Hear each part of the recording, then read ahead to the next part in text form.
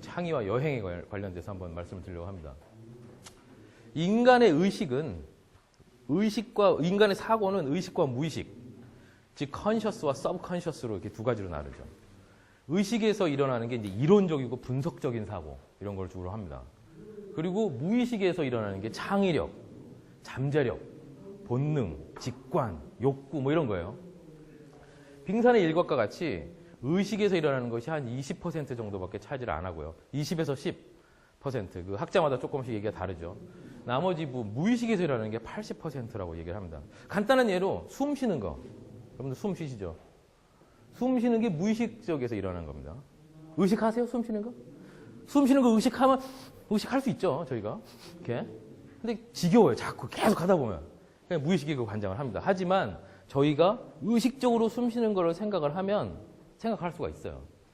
즉, 무의식에서 일어났던 어떤 창의력이나 이런 것들을 의식적으로 끌어올 수 있거든요.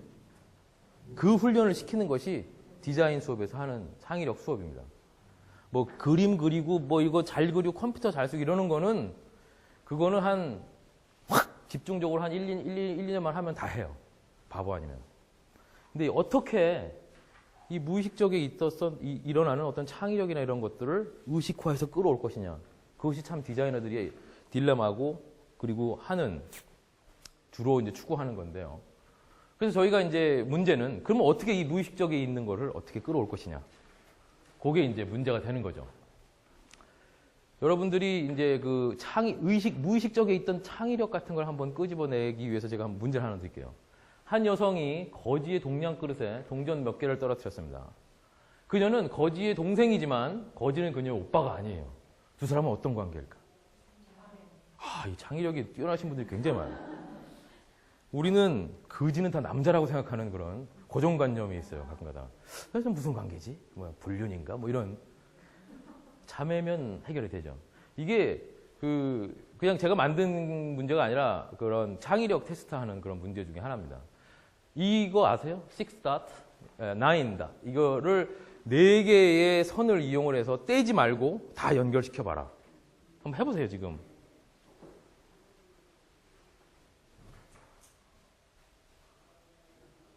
우리는 이상하게 저 박스 안에서 뭘 그리려고 해요, 자꾸만.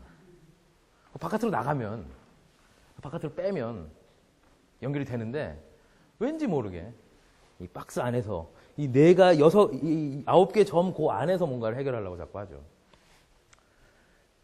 창의력이라는 엉뚱한 생각이라는 것이 기존과는 조금 다른 생각입니다. 그런데 그 학생들, 특히 나이가 어릴수록 엉뚱한 생각들을 많이 하죠. 여기 초등학교 교사분들 계시죠? 애들이 참 엉뚱한 생각 많이 하죠. 저도 어렸을 때 엉뚱한 생각을 되게 많이 해서 선생님한테 많이 혼나고 지적도 많이 당하고 그랬었는데 그 엉뚱함이 나중에 그 엉뚱함을 이렇게 누르지 않는 것이 굉장히 중요한 것 같아요. 그 창의력의 C거든요. 씨앗.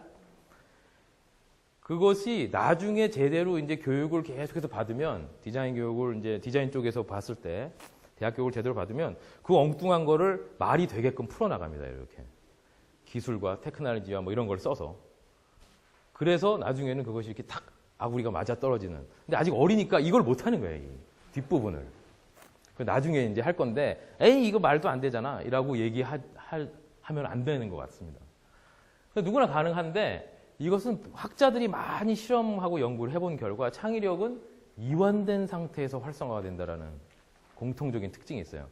사실 그것이 이번에 주제인 여행과 맞물리는 겁니다. 문제의 실마리가 전혀 보이지 않을 때 오늘 밤새서 해야 돼. 무슨 소리야 밤새서 오늘 끝내야 돼. 야근이야. 이거 안 나오죠. 그럴 땐 딱 멈추고 가서 쉬어야 된다. 운동을 하든지 걷든지 여행을 가든지 다른 생각을 해야 되죠. 그러다가 어느 순간 문제의 실마리가 탁 떠오르는 순간이 있어요. 그때 그걸 집중해서 하는 겁니다. 자, 이렇게 하는 거에 전제 조건이 있습니다. 무궁무진한 정보를 받아들여야 돼요. 많은 자료를 머릿속에다가 받아들인 후에도 생각이 안 날 때는 탁 놔야 되죠. 이거 없이 그냥 놀면 그냥 노는 거죠. 달려가는 것이 낭떠러지려면 지금이라도 당장 서서 멈춰서 뒤를 돌아볼 여유가 필요한데 그런 여유를 찾는 것이 저는 여행이라고 생각해요. 여행이 그런 걸 할 수 있는 순간이죠. 그래서 그렇게 약간 좀 릴렉스하는 시간. 또 그리고 릴렉스하는 시간에 디자인에서는 이런 걸 합니다. 서로 전혀 관련이 없는 걸 갖다 붙여요. 창의적인 아이디어는 전혀 무관한 사물에 적합해서 연결해서 시작이 된다는 얘기를 스티브 잡스가 한 적이 있습니다. 그래서 이제 전혀 다른 분야의 사람들이랑 어울리는 거. 그래서 뭐 융합 이런 게 이제 요즘 화두가 되고 있죠. 이 사람이 연결하는 것이 크리에이티비티의 이 사람도 아까 전에 기조 강연에서 들으셨듯이 디자인, 테크놀로지와 인문학을 접목을 시켰죠. 고어텍스 아시죠? 고어텍스. 그 스포츠 아웃도어 용품으로 나온 되게 비쌉니다. 고어텍스가 처음에는 의학용품으로 만든 거예요. 그 만든 테크놀로지, 엔지니어나 그걸 만든 분들이 전혀 이 아웃도어 용품으로 쓰리라고는 상상도 못하고 의학용품으로 만든 건데 어느 누군가가 보고 그 만든 사람 이름은 고어래요. 테크놀로지를 만든 사람이 보고 저기다가 연결을 시키자 해서 이제 고어텍스 됐고 위게임 아시죠? 위게임 이 그림 중에 하나인데 위게임이 굉장한 창의력과 혁신을 이룬 게임이라고 합니다. 처음에 비디오 게임이 나왔을 때 전 세계 3개 닌텐도와 플레이스테이션, 소니 플레이스테이션과 마이크로소프트 3가지 회사가 이제 비디오 게임에 올인을 했죠. 처음에 아주 뭐 핑퐁, 뺑뺑뺑 이런 거 아주 간단한 거였었죠. 그러다가 이제 이게 점점 발전을 하면서 사람들이 회사들이 레졸루션, 그림의 아주 화질 이런 거를 고화질로 아주 리얼리스틱하게 막 만들었어요. 그러다가 인터넷이라는 테크놀로지가 들어오면서 이제는 나랑 얘랑 옆에 앉아서 하는 게 아니라 멀리 있는 애들하고도 인터넷을 통해서 막 게임을 하게 됐죠. 그런 와중에 닌텐도는 처음에 이렇게 들고 다닐 수 있는 이런 거를 하다가 점점 그 두 회사에 밀리게 됐습니다.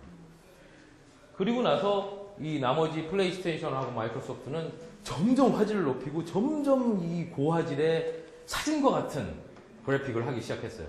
그래서 사실 축구 경기 같은 거 보면 저게 진짜로 게임 하는 건가 아니면 비디오 게임인가가 헷갈릴 정도로 정말로 리얼리스틱합니다. 그런데 닌텐도에서 그걸 봤어요. 애들이 지하실에서 서양 애들이 지하실 베이스먼트에서 그냥 앉아갖고서는 두 손가락만 갖고 확 하는 거 산에 이렇게 쪄갖고 그리고 아버지가 가서 좀 하려고 해도 연습을 해야 돼. 아버지가 게임을 못해요. 얘들이랑. 얘들이 너무 잘하기 때문에. 그래서 닌텐도에서 저걸 좀 바꿔보자. 비디오 게임의 미닝을 좀 바꿔보자라고 생각해서 MEMS 테크놀로지라는 걸 썼습니다. 이게 마이크로 일렉트로 미케니컬 시스템이라는 건데 이게 뭐 센서가 좀 있는 거죠. 그래서 사람의 움직임을 갖다가 감지를 하는 겁니다. 저 테크놀로지가 비디오 게임 하려고 만든 게 아니에요. 다른 거 하려고 만든 건데 그걸 갖다 붙여갖고 비디오 게임에다 갖다 붙여서 이제는 노인분들도 또 어린이와 어른들도 같이 뭐 볼링도 하고 그리고 재활병원 있죠. 재활병원에서 저걸 많이 씁니다. 옛날에 이런 거 하루에 30번 하세요 막 이랬는데 볼링 게임을 주면 이 사람들이 막 300번도 하는 거예요. 사실 비디오 게임의 어떤 틀을 바꾼, 미닝을 바꾼 혁신적인 제품이라고 합니다. 즉, 다른 거를 이렇게 접목을 시킨 거죠. 다른 걸 접목시킬 때 또 이런 창의력이 나온다고 합니다. 즉, 창의력은 배우는 것이 아니고 스스로 찾아나가는 것인데 어떻게 찾아나가는 것이냐. 아까도 말씀드렸듯이 릴렉스하고 뭔가 좀 여유로운 순간 또 그리고 다른 전혀 상관없는 것들을 서로 연결시키는 것. 그럼 창의적인 교육을 어떻게 할 것이냐. 여러분들이 학교에 돌아가셔서 즐겁게 놀고 이런 애들이 마음씨 좋고 즐겁게 노는 애들이 창의력이 좋아요. 다른 애들 의견을 이렇게 수용하거든요. 얘네들이. 또 그런 분위기. 근데 우리가 지금 시스템이 그렇게 안 돼 있죠. 이놈을 눌러야 내가 올라가니까. 자연의 사물을 잘 관찰하는 거. 메뚜기 얘기를 좀 드렸지만 디자인 쪽에서도 보면 자연 소재에서 나오는 게 굉장히 많습니다. 자연의 소재에 대해서. 쥐어짜갖고 나오는 게 아니라는 것. 우리의 머리는 스펀지와 같아서 정보를 막 흡수를 했었을 때 물같이 정보를 흡수를 해서 더 이상 이 스펀지가 물을 받아 먹을 수 없게 돼서 넘쳐나오는 그때 디자인을 해야지 제대로 된 디자인이 나옵니다. 쥐어짜면 무슨 어디선가 뭔가 문제가 생긴대요. 근데 우리는 너무 많은 걸 짜고 있는 것 같아요. 특히 이제 기업에서 일하시는 분들은 짜고 짜다가 이제 안 나오면 잘리죠. 이런 좀 그런 게 있는데 그 많은 경험, 특히 여행을 통해서 얻는 경험들 그런 것이 굉장히 중요하다고 생각합니다. 개인이 사회적, 환경적 요구 간의 조화를 이룬 상태에서 개발되어 굳어진 습성을 나타내며 개인과 환경 간의 역동적 상호작용 상태다라고 아주 어렵게 얘기했어요. 저도 저거 보고 무슨 소리야 했는데 한마디로 얘기해서 인간성인 것 같아요. 근데 이제 이 학자가 얘기하기로는 인성을 구성하는 다양한 보편적 요소들에 의해서 한 개인의 고유한 인성이라는 실제가 존재하는 것이다. 이게 보면 이 도표에서 이렇게 원으로 이렇게 그려진 거는 실체고, 여기 보면 이렇게 이 비어진 공간에 정육면체 같은 게 보이시죠? 여기 이제 실체입니다. 이런 것들이 존재하기 때문에 안에 있는 그 실제가 존재를 한다. 즉, 인성을 어떻게 그러면 좋은 인성을 끄집어낼 것이냐라는 게 우리 문제잖아요, 지금.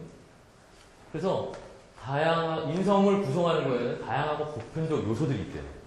그럼 다양하고 보편적 요소가 뭐야?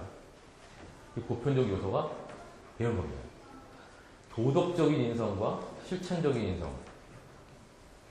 거기에는 돌봄, 남을 돌봐주는 거죠.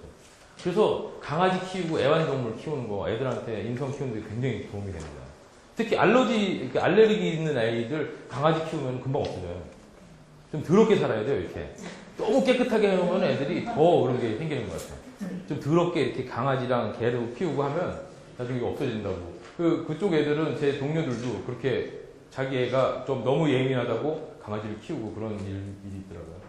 정직하고, 공평하고, 공평하는 건 참 힘들죠. 아까 얘기했듯이 직업에 귀천은 없어 라고 얘기를 하면서 귀천을 많이 두고, 옳고 1등은 잘하고 2등은 꼴등은 못한 거야 라고. 아니, 꼴등이 못한 게 아니죠, 사실. 잘못된 게 아니죠. 하지만 공부를 안 하고도 1등을 하겠다는 놈, 그건 잘못된 거죠. 그렇죠? 책임감, 자신과 타인에 대한 존중. 사실 오늘 저희가 나중에 이게 연습하실 경험 맵은 이거에 많이 관련됩니다. 남이 나와 다르다. 그게 키예요. 제가 오늘 하려는 것 중에. 그리고 실천적인 거는 근면하고 최선의 노력, 인내, 비판적 사고, 긍정적 태도. 전 이제 이 중에서 제일 중요한 게 긍정적인 태도 같아요. 어떤 상황에서도 그럴 수 있지. 웃고 넘어갈 수 있는 긍정적인 태도. 그래서 인성교육에는 타인이 나와 다름을 인식하는 거예요. 사실 이것 때문에 많이 싸웁니다, 어른들도. 종교끼리 막 싸우죠. 기독교와 불교와. 아니, 빨리 예수 믿고 천당 가야지. 왜 저기 가서 108번 내 절을 하고 계셔? 불교에서는 또, 아니, 극락왕생 하셔야지. 예수 천당 불신지옥만 하시면 어떡해? 내가 저 사람이 나와 다르다는 걸 인식을 못하니까 항상 싸우게 됩니다. 타인이 나와 다르다는 거, 그걸 아는 거, 그게 굉장히 중요하다고 생각합니다. 그래서 다양한 다름 속에 풍요가 있는 것 같아요. 여러분들 뷔페 음식 가시면 음식이 다양한 게 좋잖아요. 여러 개 먹는 거. 융합이니 뭐 협업이니 이런 것도 사람들끼리 모아놓고 일을 하라고 그러면은 쟤는 디자인을 몰라. 엔지니어들은 쟤는 엔지니어를 몰라. 이렇게 얘기를 하거든요. 그 달라서 풍요한 건데 그 풍요로움을 풍요롭게 느끼지 않고 나와 다르니까 불편함으로 느끼는 것 같아요. 그런 점은 인성교육을 할 때도 좀 안 좋다고 생각합니다. 단답식이 아닌 주관식 사고. 우리 많이 단답식 생각합니다. 부모님들도. 애가 막 까불어요. 오락실에 나가서 맨날 까불고 막 하면 너 개그맨 될래? 애가 수학을 잘해. 너 과학자 되라. 애가 글을 잘 써. 너 문학가 되라. 춤을 잘 춰. 야, 백댄서는 싫어. 아니, 애가 까불면 그 개그맨만 연결되는 게 아니거든요. 그 재능은 많은 데 연결됩니다. 근데 우리는 많은 경우에 학생도 그렇고 부모도 그렇고 선생님들도 그렇고 그냥 단답식으로 하는 경우가 굉장히 많은 거예요. 그렇지 않고 학생들이 가지고 있는 어떤 재질, 재능 그런 것이 무궁무진하게 뻗어나갈 수 있다는 그런 주관식적인 사고를 하시고 또 학생들한테도 그렇게 했으면 그런 식으로 알려줬으면 참 좋겠다고 생각합니다. 그리고 그런 걸 다 하려면 이제 긍정적인 사고가 있어야겠죠. 그래서 요 네 가지가 아마 인성교육에 좀, 필요한 것이 아니겠느냐.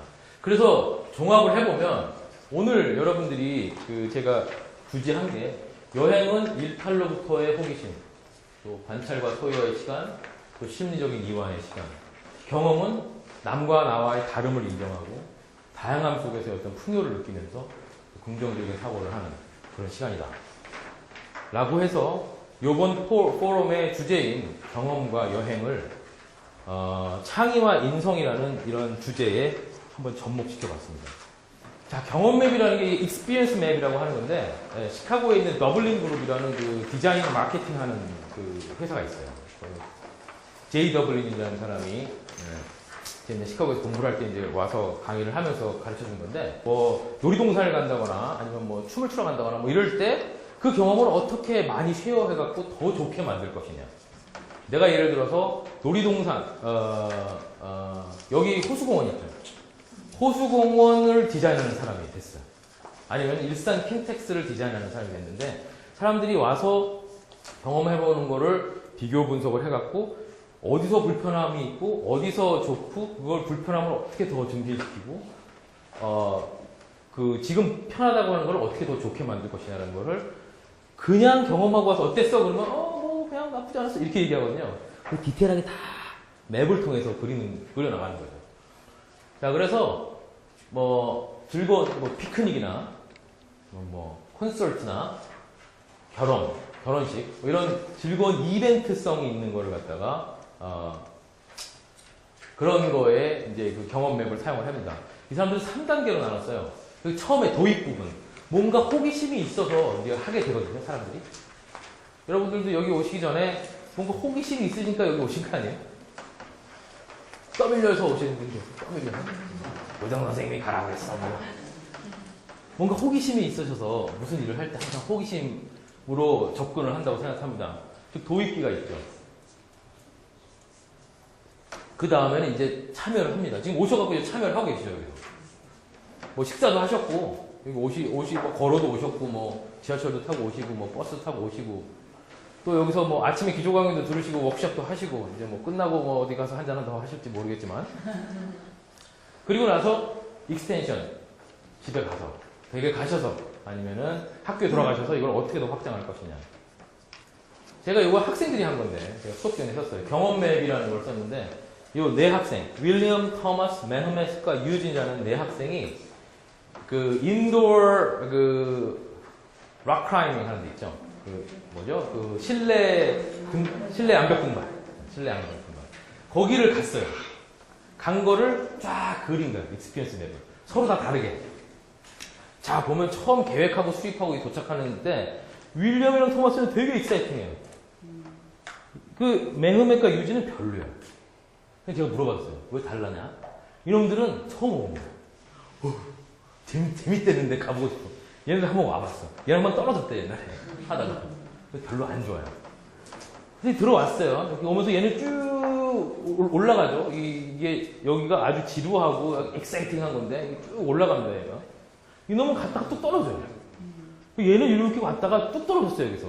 제가 얘한테 아니 뭐 가다가 얘는 왜 올라갔냐 했더니 처음에 별로 기대를 안 하고 갔는데 차 안에서 막 얘기도 듣고 뭐 거기 가면 뭐 높은 것도 있고 뭐 여러 가지가 있대더라. 그래서 재밌겠다라는 생각이 점점 들었고 얘는 가면서 헤맸대요 좀. 그 사인 시스템이 잘 안 돼갖고 길도 막 못 빠져나가고 얘한테 넌 여기 갑자기 왜 떨어졌니? 얘가 차를 몰고 갔거든요. 얘네 셋을 정문에다가 세워놓고 주차장 찾는데 이게 뚝 떨어진 거예요. 만약 이 맵이 없었으면 얘가 주차장을 찾는데 괴로웠는지 안 괴로웠는지 수고를 했는지 안 했는지 다 몰랐을 거거든요. 그리고 이 친구도 굳이 얘기 안 했을지도 몰라요. 그래서 여기서 이렇게 가갖고 장비 대여할 때 뭐 장비가 지저분해 뭐 어쩌고 말해서 얘는 그냥 괜찮아 그래서 갔는데 뚝 떨어졌어요. 얘네들은 즐거워. 그래서 다 여기 다른 경험이 있는 거죠. 똑같은 장소에서 똑같은 시간에 똑같은 경험을 했는데 이렇게 느끼는 바가 다릅니다. 그래서 얘네들이 그렇다면 이렇게 된 거를 어떻게 올릴 것이냐, 이렇게 어떻게 하면 올릴 수 있을 것이냐 라는 거에 대해서 4명이 앉아서 토의를 한 겁니다. 그래서 아이디어를 좀 냈어요. 뭐 여러 가지 아이디어인데 뭐 요 등반 체험 부분에서 야 어린이를 위한 등반 체험 이런 거를 해서 뭐 굳이 벽이 아니라 이런 공룡이나 뭐 이런 거를 해서 애들이 좀 올라갈 수 있게끔 하는 것도 나쁜 생각은 아니다. 얘네들이 애들이 막 뛰어다니는 걸 봤대요. 그래서 그런 생각도 했고. 자, 이제 경험 맵을 한 70분에서 한 1시간 정도, 한 60분이나 70분 정도 해보실 텐데요. 이게 이제 간단한 진행 프로세스입니다. 일산 킨텍스까지 오시면서 경험하신 내용을 바탕으로 개인 여정 경험 맵을 만들어본다. 그 다음에 작성된 개인 경험 맵을 팀원들과 비교하면서 함께 전체 경험 맵으로 만들어보세요. 즉, 여기 저희가 보드를 나눠드릴 겁니다. 여기다가 그 6분의 다른 것을 다 그리시는 거죠. 그러니까 각자 먼저 그리신 다음에 여기서 옮기세요. 다른 거를. 그래서 하나로 볼 수 있게끔. 그래서 각자 느끼고 경험한 부분, 문제점, 개선점. 오면서 보니까는 뭐 이러이러한 거는 고쳤으면 좋겠어요. 버스가 뭐 어땠어요? 지하철에 뭐 여러 가지 그것을 경험하신 분들도 있고 생각하신 분들도 있고 받아 적으신 분들도 있고 기록하신 분들도 있을 텐데 그런 점들을 서로 토의해 보시고 나중에 이건 2가지입니다. 제가 생각해 2가지. 오늘 배운 경험 맵. 첫 번째는 오늘 배운 경험 맵을 돌아가셔서 학교에서 어떻게 사용할 것인가에 대한 거를 토론해 보실 수도 있고요. 또 다른 것은 오늘 오면서 경험하셨던 것 중에서 안 좋은 경험을 어떻게 더 좋게 할 수 있는 아이디어가 없을까? 라는 거에 대한 토의를 하셔도 됩니다. 줄 중에 하나만 하셔도 돼요. 정성적인 걸 알아줘. 진짜 이제 알아서 하는 거예요. 예를 들면 학습 지도하는데 교수 학생한테 나눠 말하는 거 있어요. 지도 틀을 줘버려요. 재밌는데 어디서 쓰는 옆에다가 이렇게 글을 적으셔도 됩니다. 왜 그렇게 됐다, 뭐 이런 거.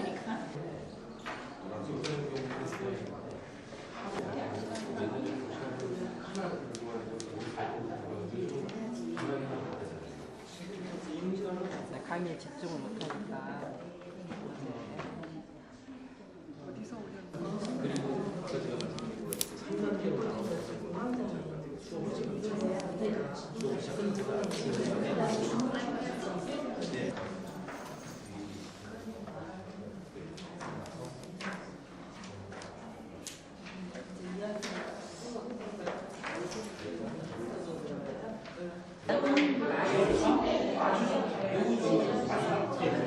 도착했는데 비가 많이 왔어요. 근데 제가 개인적으로 우산이랑 레인부츠, 레인코트가 다 있기 때문에 남들은 막 비 맞고 직접 가는데 저는 완전 무장을 했기 때문에 걷는데 기분이 좋았어요. 그래서 이제 코앞에 못 쳤어요. 서서 기다렸어요. 40분 기다렸어요. 기다렸는데 40분. 나는 여기 버스가 왔어요. 버스가 안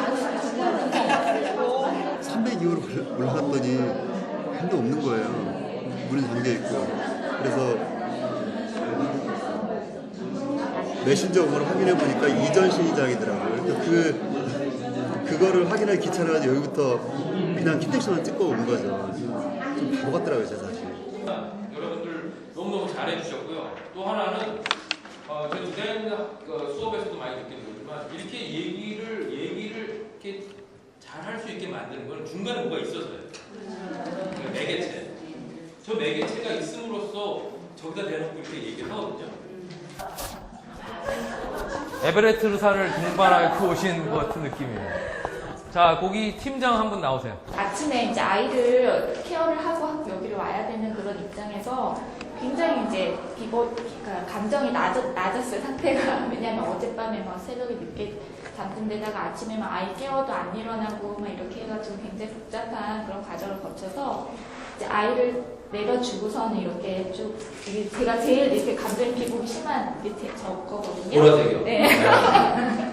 그래서 이제 여기 와가지고 주차를 하는데 이쪽에 공영주차장이 굉장히 저렴하다고 6,000원으로 알고 있었어요, 전용 주차가. 근데 가보니까 2,000원인 거예요. 그래서 너무 좋은 거지, 기분이. 그렇게 해서 이제 여기 이제 들어왔는데 앞자리밖에 자리가 없었어요. 저 기분이 살짝 다운됐거든요, 그때는. 그랬는데 이제 마지막에 가서 맨 앞자리에 앉은 분들한테 책을 주시더라고요. 그래서 기분이 갑자기 조금 기대감으로 올라갔다가 이렇게 또 훅 떨어졌어요. 못 받으셨어요? 못 받았고 또 그런 과정에서 오고 가는 얘기들이 좀 유쾌하지 않아서 기분이 많이 다운됐다가 이제 또 점심 먹으면서 그 이후부터는 굉장히 기분이 이제 좋아졌는데요. 그러니까 거의 좀 그런 여기 중간 과정에서는 비슷한 것 같아요. 감정들이 좀 많이 비슷했었고요. 그 아침에 이제 주차했던 그 문제에 대해서 이제 아침 각자 경험이 다르시더라고요. 그래서 뭐 한 분은 이제 비가 많이 오니까 집에다 주차를 해놓고 나오셨는데 택시가 30분 동안 안 잡혀가지고 다시 들어가서 이렇게 또 나오시고 이러면서 네, 굉장히 그 시간도 많이 소비를 하시고 그래서 기분이 조금 안 좋으셨다고 얘기하셨고요. 또 한 분은 이렇게 도셨다고 여기 주차에 대한 안내가 잘 안 돼 있어가지고 돌고 뭐 많이 걷고 막 이걸 불편하셨다고 얘기를 들었고요. 근데 이제 저희가 사전에 안내 받을 때 그 주차가 여기는 시간대로 운영이 되니까 주차하지 마세요. 원천 봉쇄를 딱 시켰잖아요.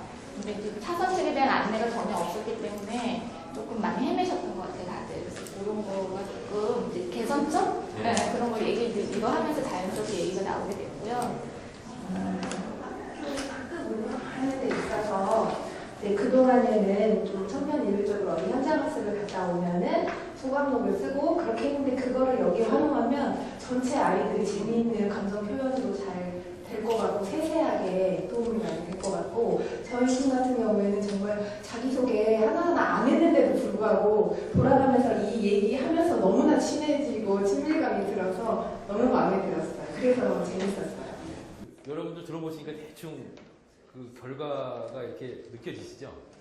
아주 디테일한 것까지 잡아낼 수가 있는 거거든요. 학교에 가셔서 예를 들어서 뭐 초등학생들 할 때는 뭐 스티커 같은 걸 이렇게 붙이는 것도 좋은 방법일 것 같습니다. 벌써 이걸 어떻게 적용을 할 것이냐에 대한 아이디어들이 막 새록새록 나오고 계세요. 굉장히 창의적인 아이디어로 이런 걸 막 하고 계십니다. 남은 시간 동안에 그런 거를 조금 더 하셨다가 저는 그 부분은 정말 많이 같이 좀 공유를 했으면 좋겠어요. 요 한 팀에서 생각하시고 계신 요거를 어떻게 응용을 할까라는 그 아이디어를 각자 다른 팀에서 많이 아이디어가 있을 것 같거든요. 오늘 요 워크숍에 참석하시는 분들께서 그걸 다 공유하고 가셨으면 좋겠습니다. 그래서 그 부분에 대해서 좀 더 디스커션을 하시고요. 한 20분 정도 마무리할 때 20분 정도 그걸 좀 기발한 아이디어를 서로 이렇게 공유할 수 있는 그런 시간을 가졌으면 합니다.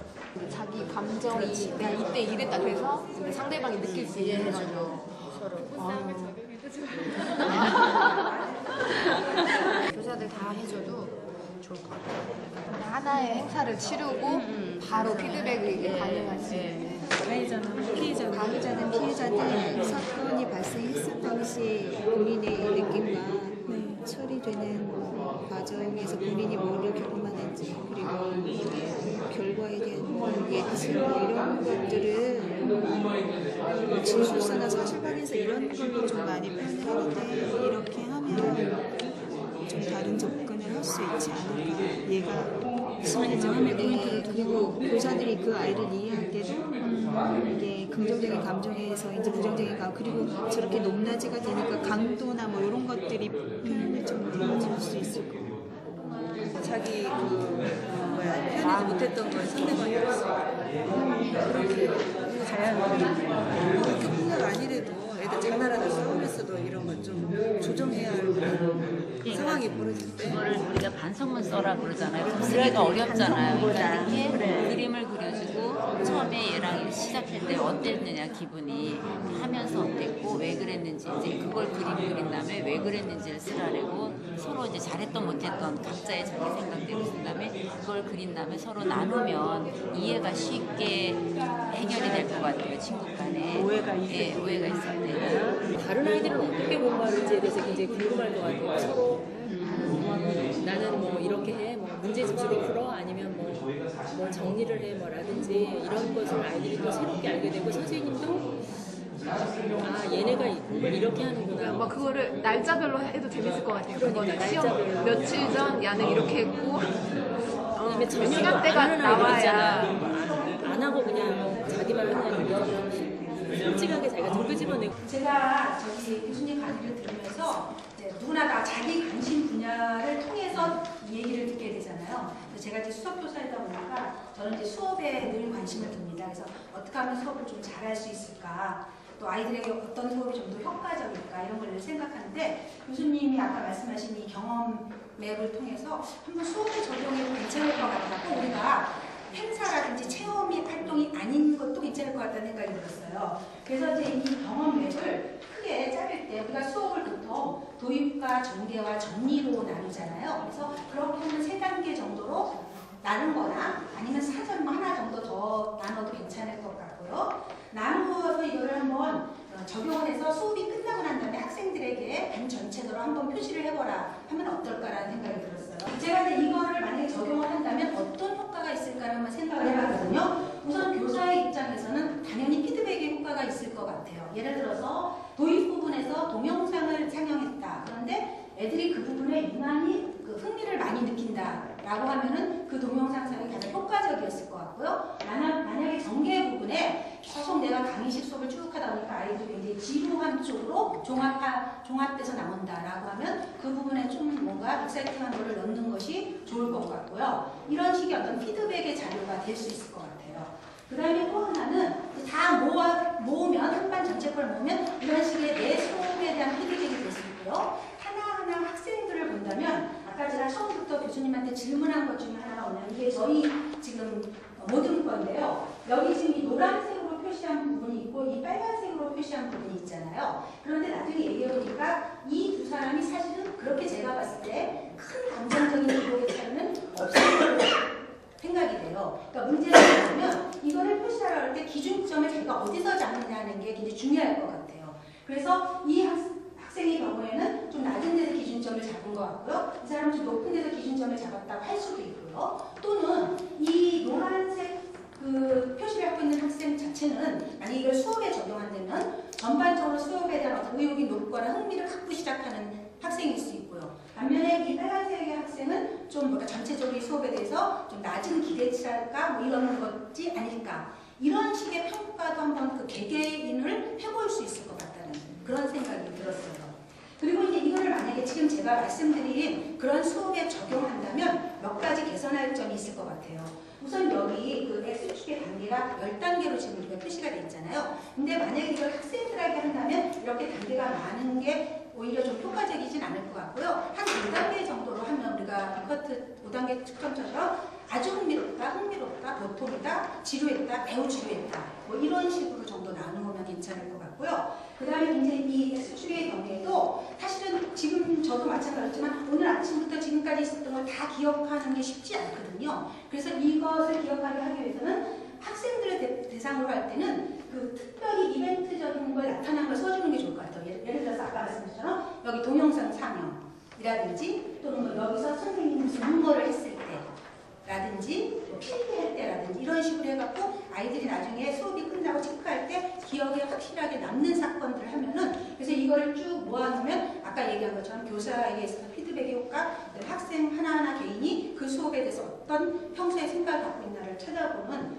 그런 자료로 사용하기 충분할 거라고 생각이 듭니다. 아이디어는 그냥 간단한데요. 학교 폭력이 좀 많잖아요. 그래서 가해자와 그 피해자한테 얘를 그리게 해서 서로 그 감정을 공유를 하면은 그 굉장히 완충이 될 것 같다는 그런 생각이 들었어요. 굉장히 메이크센스 한 상황 같아요. 그 가해자와 피해자, 다른, 그게 사실 서로 다르다는 걸 인정해야 되거든요. 강의를 듣고 저희들의 그 속마음을 이렇게 자연스럽게 펼쳐낼 수 있는 좋은 프로그램을 맞이하게 된 것 같아요. 그래서 실제 현장에 나가서 학생들을 지도하는 데 있어서 수업이라든지 현장 체험학습 아니면 아이들 학교 폭력 또는 학교 교육과정 운영 등에 이렇게 적용을 하면 매우 효과적일 거라고 생각을 하면서 오늘 강의 너무 고마웠습니다.